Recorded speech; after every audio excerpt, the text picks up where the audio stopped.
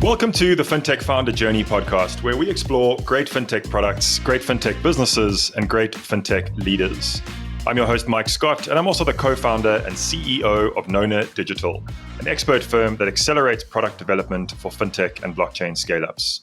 In today's show, I'm joined by Caleb Avery from Tild, and we'll be talking about his fintech journey, which has actually termed a new category in fintech, which he's calling PayFac as a service, and we'll get into that.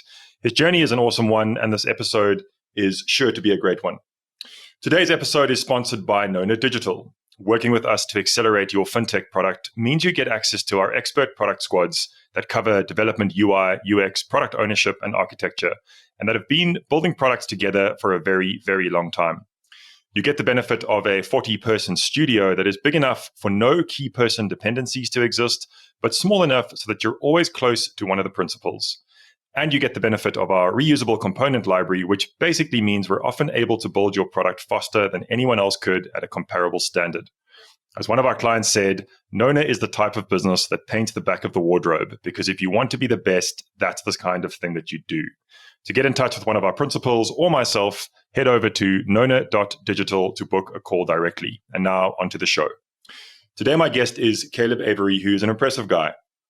From his early days as Grand Treasurer of the Kappa Sigma fraternity through multiple roles in finance, payments, investment, and multiple worlds for companies like UPC Merchant Processing, P-Hood, PayBright, and UPC Capital Ventures, Caleb has built up a considerable capability, skill set, and experience in the financial world, which has led him to his main focus today, which is as the founder and CEO of Tild. Tild has created a new category in fintech, which they call PayFac as a service. Tild empowers internet companies to start generating revenue from accepting credit card payments.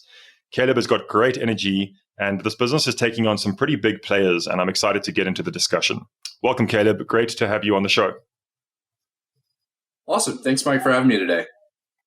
Cool. Let's start with this new category, because I love new categories, and I always enjoy kind of creating markets and creating need where there wasn't before. So tell us all about it. How did you come up with the name? What is this? And what is the sort of opportunity that you see in this self-created category?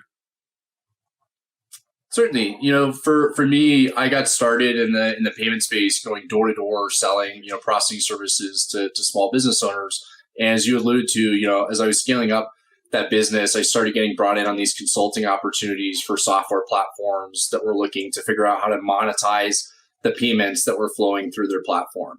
And, for these software platforms back in the day, they had the choice of either working with the likes of a Stripe or a Braintree and just passing along the 2.9% and 30 cents from Stripe or Braintree onto their customers, or they were forced to go partner with the likes of TSYS, First Data, WorldPay, and these legacy processors. And, for me, I really didn't like the idea of my customers having to sacrifice on either the economics or the technology that was available to them. And so that was what really led me to this idea of looking to create a new category and a new option available for software platforms that wanted to monetize their payments. And that's what led me to this idea of building out PayFac as a service. I love that. And, as I said to you in the pre-interview, I really loved the aggressive nature of basically going after Stripe on your website. I mean, I just love it. I love the courage. I love the directness. It's actually very smart because you're kind of picking an enemy, not to say that Stripe is your enemy, but you're kind of picking an enemy of something that is represented in order to show your value, which is very easy to then tell that narrative. So I think it's pretty smart and it's pretty good. Talk to me about that though, because picking an enemy that looks like Stripe, that's that big, that well-known, that sort of, they're a massive player. Talk to me about what you mean by that. You're constantly saying Stripe does this, we do that. Stripe does that, but we do this. Stripe will take that from you, we'll give you this. Talk to me about your strategy of very clearly picking Stripe as the antithesis of what you are and why you're better than them and why you should move across from Stripe. Talk to me about why that is, why are you better than Stripe, but also talk to me about what the strategy is behind that, because competing directly with Stripe is probably not a great idea. So I'm assuming it's within a subset of who they're servicing, right? And within a niche of who they're servicing, and maybe within a niche of who they aren't servicing as well as you can service. So talk to me about the whole waging war on Stripe, sorry. Certainly, yeah. I think, probably 12 questions in one there. So let me see if I can unpack that. as best I can. But, for us, it's not really about vilifying Stripe. Stripe is, $110 billion company, and they've developed, great product and a great service for some customers.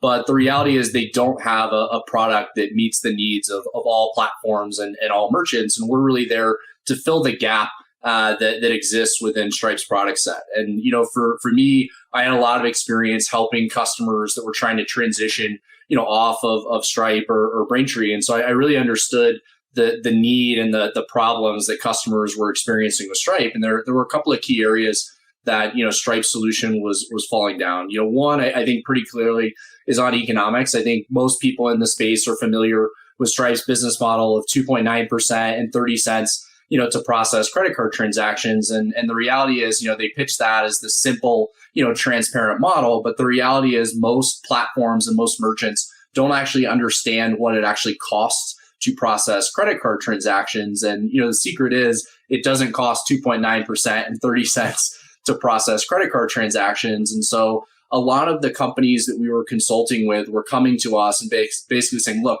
we know we're leaving money on the table. We just don't know how much money we're leaving on the table, because as much as the kind of Stripe marketing is simple, transparent pricing, there's not a lot about flat rate pricing that's very transparent, because you don't know what the actual interchange costs are. You don't know what the wholesale cost of processing is. And so in turn, Stripe's not telling you, what their margins are. They're just saying, hey, you're going to pay, 2.9% and 30 cents, which for a software platform that's just getting up and running, that's okay. If you have no customers and your goal is just to launch payments by next Tuesday to get your first customer up and running, you're okay giving away the revenue on those payments. But as you start to scale up and you've got hundreds of customers, potentially hundreds of millions of dollars flowing through the platform, all of a sudden, if you're leaving 80 to 100 basis points on the table, that becomes pretty material.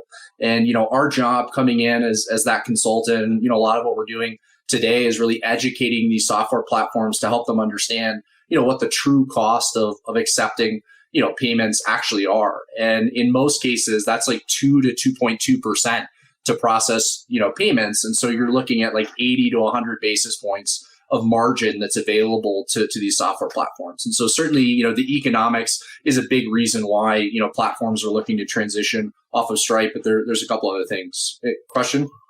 So really your sort of target market is not that really early stage e-commerce store or internet company or software company.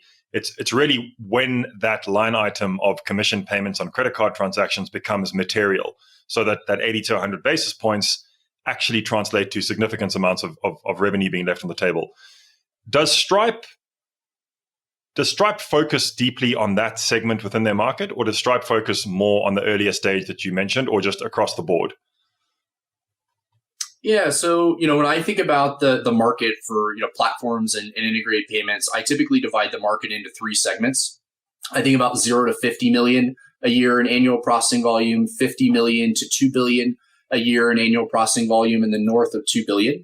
And 0 to 50 million is really Stripe's bread and butter within the platform ecosystem. And, they've really put a lot of time and energy into building out, their presence within the startup environment. They're going out and sponsoring accelerators and going to hackathons and trying to catch people as they're starting businesses. And so that really, historically has been the primary, focus for Stripe. And I think, even specifically, within that segment, they're largely targeting card not present payments. And I think when you look at one of the big reasons why a lot of platforms are coming and looking at alternatives to Stripe, be it Tilt or looking at, TSYS, First Data, WorldPay, et cetera, they're looking to leave Stripe because their customers are asking for products and solutions that Stripe really doesn't offer, being card present payment terminal options for their customers. And, there are certain verticals, like healthcare is a big one, that we service, where the vast majority of the payments are actually accepted at a terminal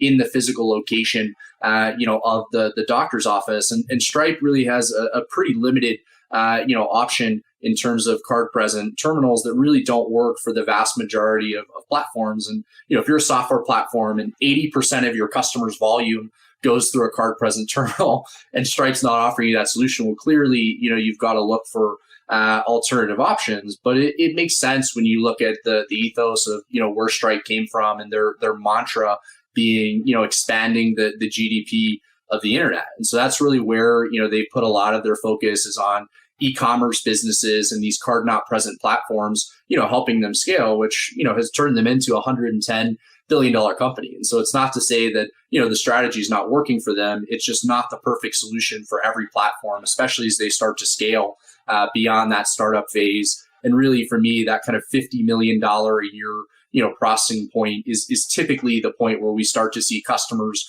really start to look for alternative options because there's enough money on the table to really justify looking for an alternative solution. It's such a great lesson in niching, right? Because if one sort of sat around a dinner table and said, hey guys, I've got an idea and I'm going to go and compete against Stripe in the payment space, like they'd go like, are you nuts? But what you've done is you've said, hey, I'm going to compete against Stripe, but I'm going to compete against Stripe in a particular niche that they're just not that good at and we can be better than them. And it's such a great lesson in what niching, positioning, and specializing should actually look like. Because now you can actually compete with a $110 billion business. Why? Because they're not actually focusing on that subset of the market. So I really love that. And I think it's smart and I think it's bold and I think it's courageous. I want to ask you though, like, I know you're a good sales guy beyond your foundational levels, but when we spoke in the pre-interview, I was really impressed because you said you kind of had, major interest and customers saying, yeah, we want in before you had actually built the product. Now, seasoned product developers, seasoned startup founders know that we need to get validation of the product and the business case and customers before we go and build the product. Talk to me about what your process was. I mean, this is still quite a new company. You were founded in 2019. You've already raised just under $30 million in total. So you've had some pretty rapid success. Your team has grown from, I think it was a core of about 5 at the beginning of 2021 up to like 40 at the moment. You guys are on a pretty great rocket ship. But I want to just rewind a little bit.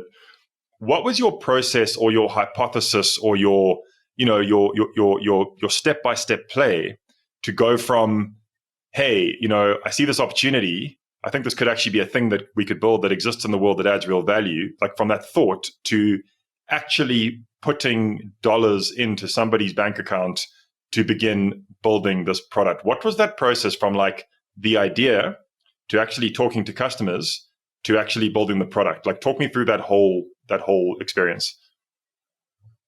Yeah, certainly. I mean, I'd love to sit here and say it was just, one night it just kept me up and I had this, crazy idea. And just the next day I decided to go build it. But it was much more of a gradual process where I just kept seeing the same problem over and over again through consulting opportunities where, multiple clients had the exact same issue. I was investing in startups that all were facing the exact same problem. And, for me, I had founded a company, I was kind of transitioning into investing, and I wasn't sure that I actually wanted to go through the process of starting another business because it's a grind. And, you're at it for years and years, especially before you actually see success. I've been at this, actively for 3 years. And, we're just now starting to see the fruits of that labor. But for me, it was really born through just seeing the same problem repeated, over and over again. And for me, the process started out by looking at the existing options that existed in the market and trying to understand why they weren't working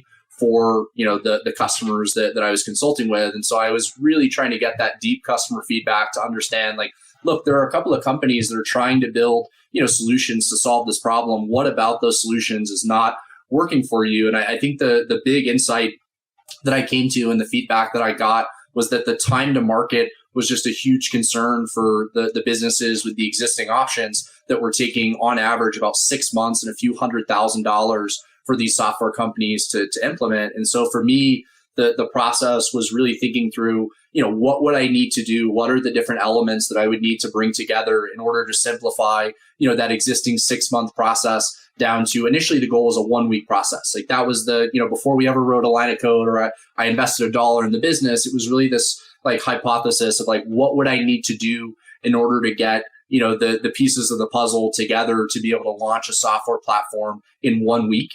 And it was about a 6-month process for me of really trying to think through, what that would look like to bring, those pieces together, all the while continuing to do consulting work and continuing to invest before, finally I felt like I had enough of the puzzle pieces together that I was willing to start investing, money into, building out the product and really, giving this thing a go to bring it to market. Very interesting. Very interesting. And it's a typical story, right? It's kind of like, it's you'll always find that these sort of seemingly quick overnight successes are actually 5 years, 10 years, 20 years in the making. And you go back through your career and you go, yeah, Caleb's raised this money and it's really quick and there's hyper growth, but it's not like the idea started in 2019 or even 2021 when you started hiring and raising. The idea probably started, went through your career, probably in the really early days, as you said. Yeah. And when you were seeing the problem, and there's always I always see a connection there where at some, pretty much every successful founder I speak to, if I dig deep enough, almost every time it's because they have experienced the problem. Somewhere in their sort of career, they've gone, this thing is broken and it needs to be fixed. And it sort of stems from this place of experience and pain. And that's usually a great motivator to be able to fix it. So I'm always looking for those threads, and I can totally see it now through your career. So look, I want to shift gears a little bit now. So you're a solo founder, which I'm always really intrigued at because, I've run a few businesses and my first business, I was a solo founder. And I remember thinking I'll never have business partners because they'll just slow me down and they'll just be a hindrance. Then I exited that business and I started, Nona with some amazing co-founders. And now I've completely done a 180. Now I'm I will never start another business alone because having the right co-founders is just the most awesome thing. And you're not lonely and, you can share everything and it's just so much better for me. So when there's a solo founder that's actually got a bunch of experience like you, I'm always interested in the experience and I want to dig into some specifics there. So number one, you're not a developer, you're not technical. And I'm usually more intrigued when somebody's building a software platform or a technical platform as a non-developer or a non-technical person. So you've done it pretty well. You've had a good experience. Talk to me about your experience. It's a two-part question. As a solo founder, but specifically as a solo founder that is not technical. So you're not technical and you haven't brought in a technical co-founder, yet you've built a software platform and you continue to and you're successful. Talk to me about that whole experience of solo founder being a non-technical solo founder. Certainly.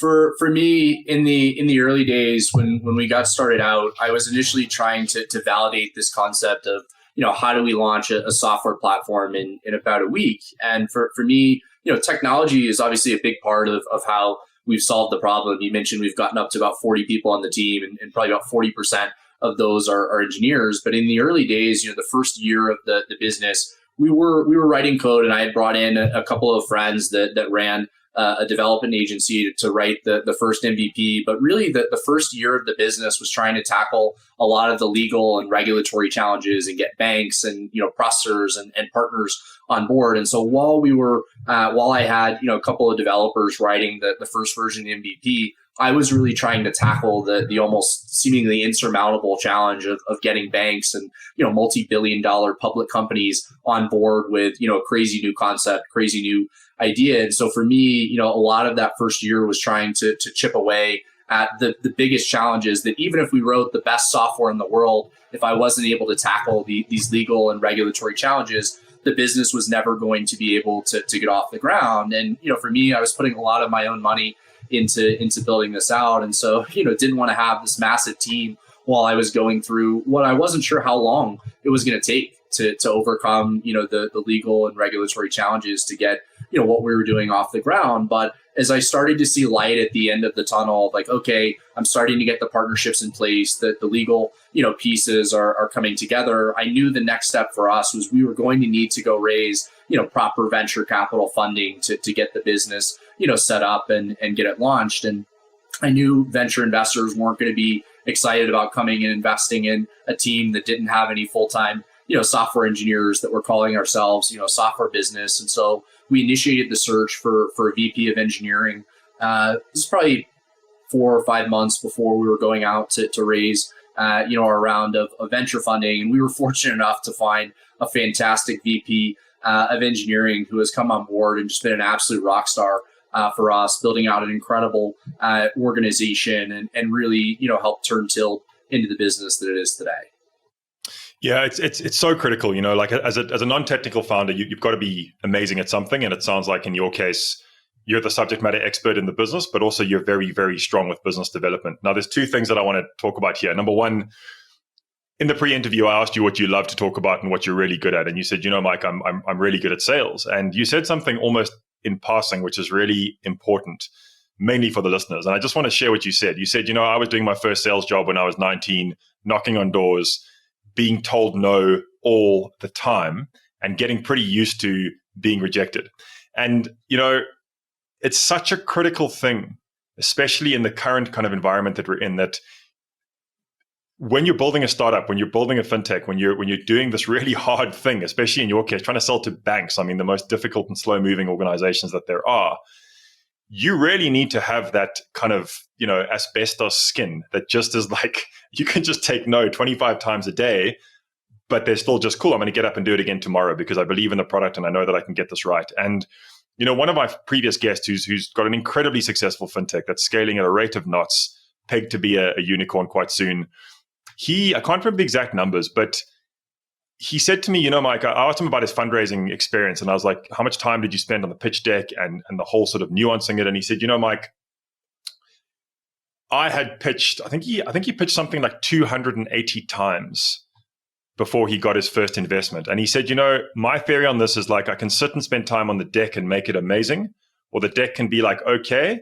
And then I've spoken to 30 potentials before my competitor has spoken to one.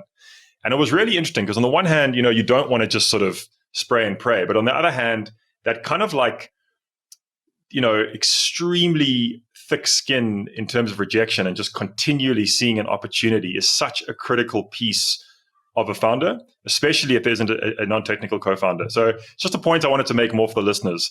The second thing is finding that technical leader in the business is critical. And I think a mistake that a lot of people make, I think we might have spoken about this in the pre-interview as well, is that just because you have an exceptionally strong developer doesn't necessarily mean that that person's going to be an exceptionally strong VP engineering or CTO type. Because really what you're looking for in that role is not so much the best developer. You're looking for the person who can build the best development teams and attract and retain and optimize the best developers for scale. Because if it's just a great developer, it's not going to help you when you're growing a team of 40, 100 people if they can just write code and not actually build and nurture the teams that need to write the code. So some really great learnings from the conversations with you on that. And I wanted to share that to the listeners. I want to change gears a little bit here. And I want to just get your experience, if you're open to sharing it, of what raising capital was like in the current markets. It seems like there's never been a better time to raise capital in the fintech markets. It seems like the capital markets are crazy and, dare I say, easy. But talk to me about your experience of raising capital in the last 18 months. Yeah, I mean, raising capital is never easy, despite what it may look like on paper. It's never an easy process. And if I think back to the amount of my time that I spent on fundraising in 2021, and even just the last 18 months, it's pretty nauseating. I mean, it's a full-time job for founders if you're out there raising money. And to the point that you were making earlier, it really is a numbers game. I've probably spoken to 400 investors in the last 18 months to be able to raise the money that we had. And it's not like one conversation with 400 of these guys. Sometimes it's 3, 4, 5 conversations, and you still get to know Okay, hold on. And so I want to dig into that, Caleb. I want to dig into that because that's nuts. I mean, I just threw out a number of I think it was 270 odd, and I thought that was crazy. So you've literally spoken to 400 investors over the last 12 months, 18 months? I think that's I'd say probably over the last 18 months. I think that's probably a reasonable shot at what the number is. I mean, if you just do the maths on that, in terms of your average phone call or meeting is, I don't know, 30 minutes, 45 minutes, I don't know what the average is. You just start doing the maths on that in terms of the time. It really gives weight to the phrase raising capital is a full-time job. I mean, it's literally a full-time job. When you do the numbers and the maths and the preparation and the actual phone call and then the headspace, you're literally doing that full-time until it's done. If you're talking to 400 entities over that space of time, that's nuts, man. Anyway, sorry, I wanted to jump into that and just really give some weight to that. Please continue. That's crazy. Yeah, I mean, I'd say right now is probably the first time since I guess July of 2020 that I'm not fundraising. Right now we're actively saying, hey, we're taking time to build the business, which is almost a crazy feeling for me, because I feel like I have been essentially full-time fundraising for the last 18 months. But for us, the first round of funding was very much the hardest, which I think it is for a lot of companies. Getting that first round of seed funding is very difficult. At that point in time, we had 4 full-time employees as we were going out to start the fundraise. We had no customers. The product wasn't finished. We didn't even have a website, live at that point in time. And so it really comes down to the story and the vision, that you're sharing with investors, because you've got a pitch deck and then you've got the story that you can tell in that meeting. And, for me, the pitch deck is really something that I send ahead of time sometimes. But frankly, for me, it really comes down to the story and the vision that you can sell investors on. And as a founder, if you can really get a crystal clear story that identifies, why you and your team are the best people to solve a problem that's meaningful to your customers, that they're willing to pay for in a market that's substantial, fundraising gets a lot easier. If you're really struggling to articulate that story around, the team, the vision, the product, and the market that you're chasing, fundraising is a very difficult, battle. But it really takes a lot of conversations to get, the round done. And even for me, once you get, that term sheet and you get that, investor on board, I think a lot of people underestimate, what the process looks like from there to get that deal closed, because oftentimes it still takes a couple of months, from getting that term sheet to getting the deal over the line and going through the legals, going through, the due diligence process. And so you have to be prepared to spend the time and have the team in place to be able to continue running the business and making progress, while you're out there fundraising, which is tough, to have the business set up and the personnel in place to be able to, make progress while as a founder, you're spending so much time, on the fundraising trail. Yeah, I think that's critical. And I was about to make that point, which I'm glad you did, which is it just puts significant emphasis and weight on that founding team, because as the founder, you kind of think, that the story goes like, as a startup, as a founder, you've got to be everything. You've got to be the finance guy, the sales guy, the coffee making guy, the engineer, the product guy, everything. But what doesn't get spoken about too much is like, cool, but you can't do that because you're spending 20 hours a day fundraising. So then the question needs to remain, well, then who is doing that? And that's why that founding team is just so, so, so critical. The second thing that I want to make a point on is, I quote this on almost every podcast because it's just so powerful. But one of my first guests on the podcast, and a friend of mine, his mentor said to him, this guy's a very successful founder in his own right. He's exited multiple businesses at really big scale. And his mentor said to him, you've only got 2 jobs as a founder. One is to set the vision and bring people along with you. And the other is to make sure you're never the smartest person in the room. And really what you were speaking about there to the investors is so much along that, because in that first round, you don't really have anything. Every investor is also waiting for another investor to come in first so that they can follow them, someone else to take the risk and someone else to sort of get you from 0 to 1. So all you have at that stage is your vision and your story and your team. That's it. That's all you've got, to your point. So you better make sure that you're a really good storyteller, and you better make sure that you can set a good vision and that vision is compelling, and that you've got an incredible founding team around you, because at that stage, very few startups have actually got anything beyond that. So it was really interesting hearing your story there. And I mean, it's great to have watched that play out, because now you can talk about it in hindsight. Now you can say, well, we've done that and it works, and it's really hard. So thanks for sharing that. That was a really good insight. All right, let's move on. We're running out of time, which is always a really good sign that it's a good conversation. So what I want to speak to you now is a little bit loaded, because this is the space that we play in. So I'm always super interested in this particular space. So the talent market at the moment is crazy, right, around the world. I live in Australia. It's crazy here. We've got clients in the US. It's crazy there. We've got clients in the UK. It's the same there. We've got clients in South America. It's the same there. Most of my team spends most of their time in South Africa. It's the same there. It's a global phenomenon now that there's just not enough tech talent to serve the tech needs of the world. The needs are growing faster. The talent isn't being created fast enough, because, a really strong engineer doesn't get made in a year. It takes a long time to be a true senior. And there's a shortage.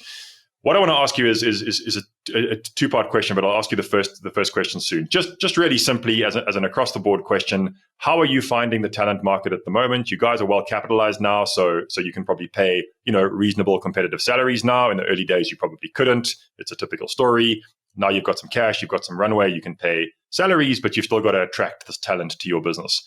How are you finding the talent market at the moment, mainly around the engineering and product side? Yeah, good question. I think, you mentioned earlier in the podcast the fact that we started last year with 5 people on the team. We've now grown to over 40 people on the team here at Tilt. And hiring is always difficult, but I think for us, we have done a pretty good job attracting talent to the team. And I think 2 of the keys for us, one has been finding in-network hires. So going back to, all the smartest people that we've worked with in prior companies, prior roles, and attracting them to come to Till. But I think the second piece, which is really the bigger piece, is the idea of attracting people around the mission of what we're building here at Till. And I was talking with an investor actually earlier today about this concept and the idea that we're advertising on LinkedIn primarily around the idea and the concept of what we're building with Till, the allure of PayFac as a service for our customers, but really the idea of trying to change the payments landscape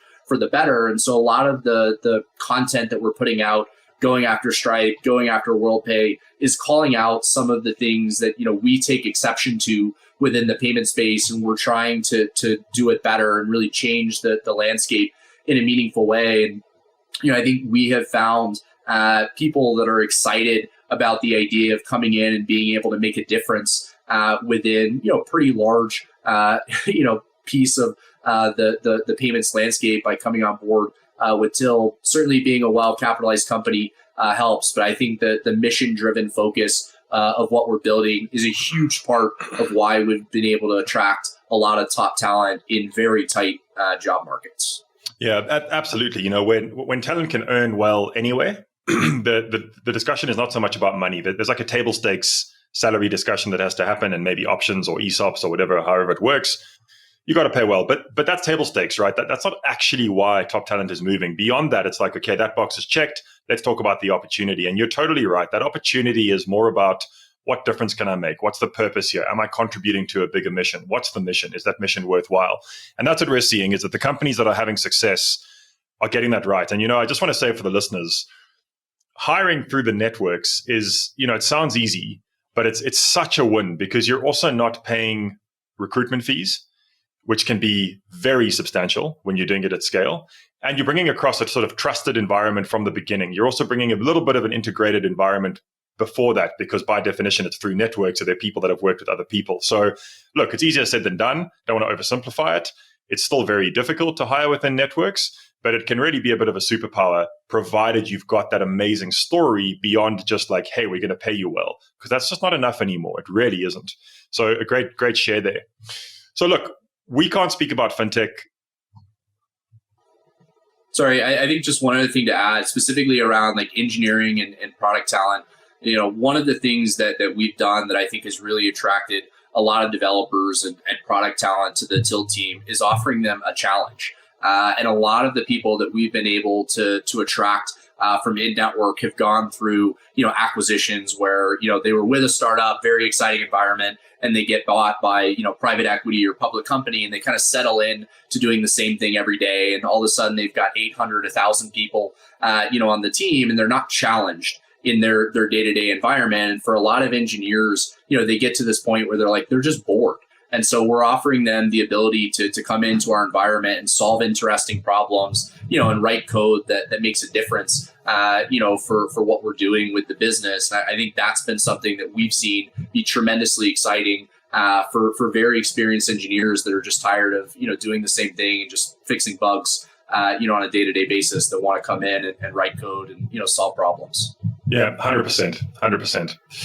So look, I can't speak for you, but at least we don't think about fintech without thinking about Web3, right? So we've been building in blockchain for a long time. We specialize in fintech, and we're just seeing these worlds getting closer and closer and closer together, to the point that I think, by the end of 2022, I just think fintech Web3 is just going to become synonymous. There are very, very few fintechs that I'm speaking to that are not at a minimum thinking very deeply about what happens next, basically, and how this integrates. When you're talking in payments, I think it's crazy not to be thinking about this.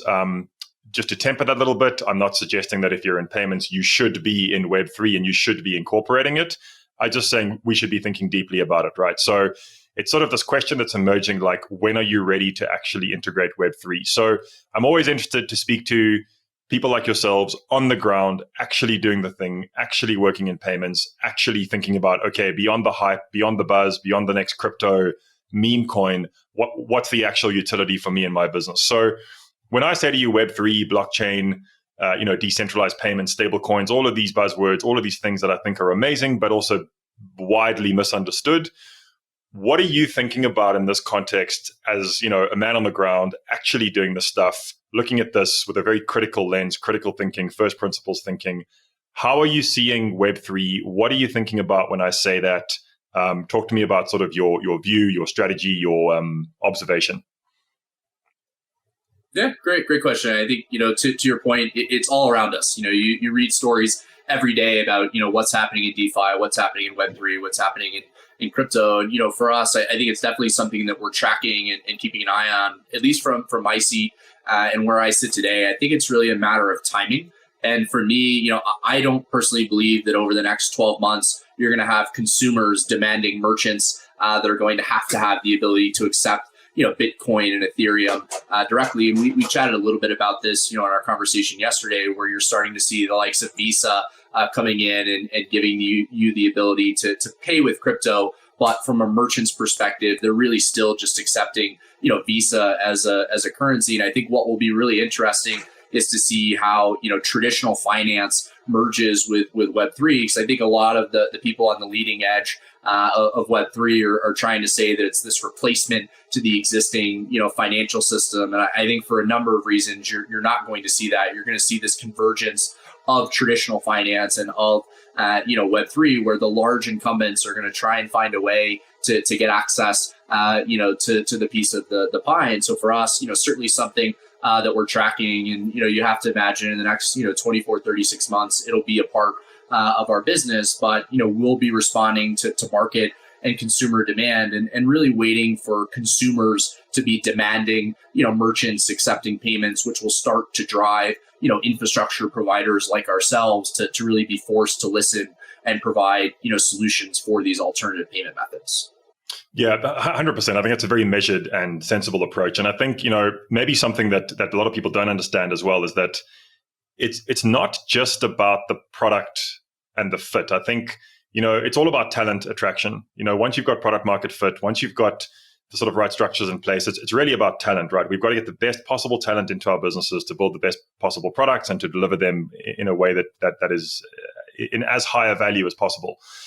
One of the things we've seen is that there's enough of the brightest minds in the world flowing into Web3 to really take it seriously from not just a functionality perspective, but also from a talent perspective, that there's enough of the smartest engineers really wanting to at least dip their toes into building and experimenting with Web3 to take it seriously. So what we found in our business is we've had a lot of success attracting and retaining really phenomenal talent, because part of what we do is building within Web3. It's not all we do. We specialize in fintech. And as I said, we put kind of blockchain and Web3 underneath that. But what we're seeing is a lot of top engineers are saying, hey, I actually really want to get into to being a part of this. I want to get into like doing what I'm doing and not building nonsense, but knowing that I'm going to be part of this Web3, mass adoption. And it becomes a bit of your hiring strategy at the right time, right? Like when you start looking at it from a business and you go, okay, right, I think it's time to start looking at Web3.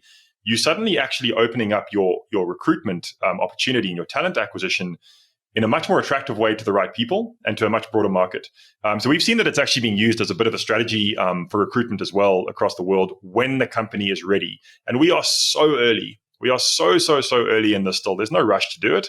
But again, I love to hear it from on the ground. And I think your approach is right. And I think it's measured and I think it's sensible. We're sort of coming to the end of the recording. So I want to move to some more rapid fire questions. So we'll start with this one. So if we're talking in 3 years' time and having a beer or a coffee and you're just over the moon because things are going amazingly, what does it look like in 3 years' time? What makes you really happy in 3 years' time? How does Tilt look in 3 years' time? Paint that picture for me.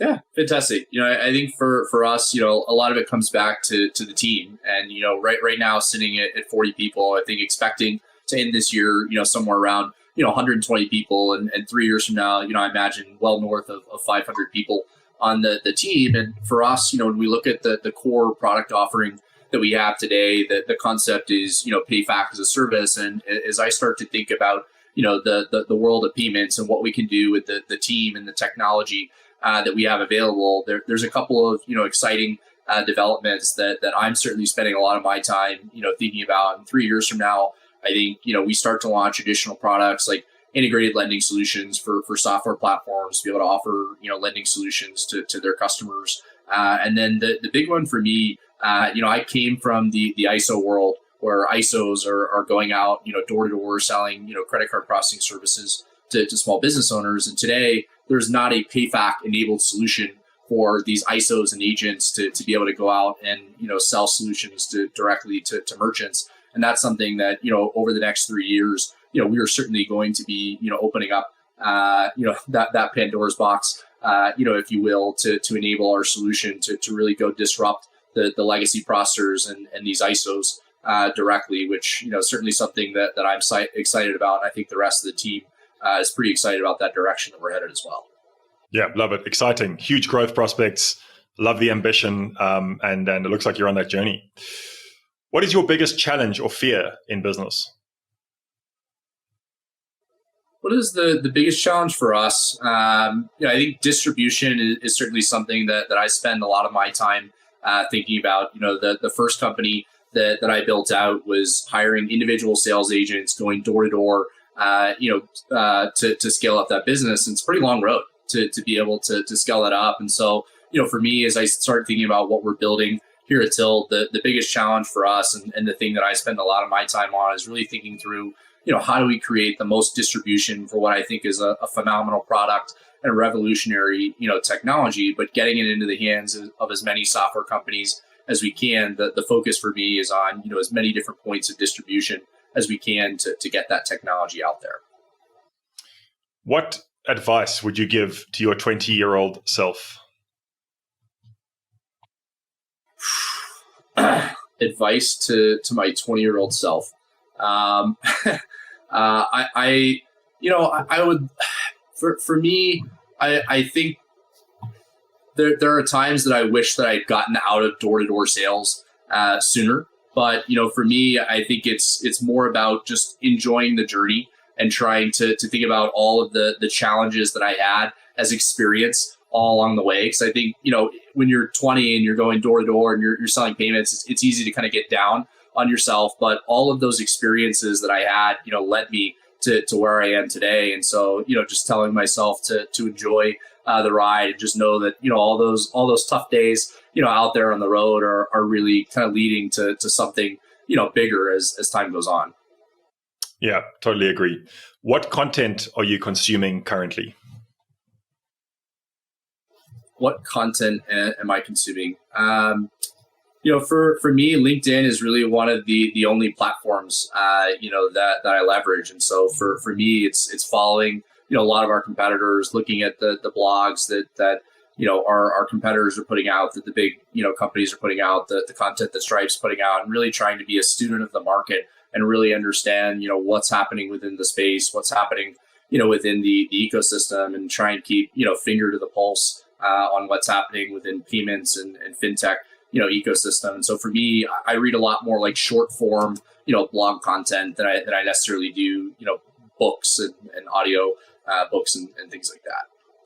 What is the last book you read cover to cover? What is the last book that I read cover to cover? That would be Peter Thiel, 0 to 1. Just the idea of how, just phenomenal book that I'd recommend for any person considering going and starting a business. Definitely, the Bible to go start with. Yeah, it's one of the greats, isn't it? It's fantastic. Look, Caleb, we've covered a lot today, which is great. We've jumped around a bit, which is awesome. I love it. Your journey's been amazing. Of everything we've spoken about, all the things we've covered, what is the one thing that you would want the listeners to take away with them from today?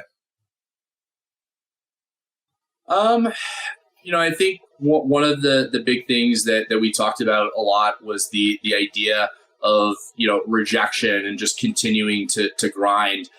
Because anytime you're going out and trying to do something new or different, which, by definition, starting a business, is something new and is something different, you really have to be ready for rejection and have the wherewithal to, weather that storm and just be ready to persevere in the face of adversity, because it's a tough grind. But if you're able to get through, the early days and build something meaningful, there's a lot of reward on the back end for those that can make it through the journey.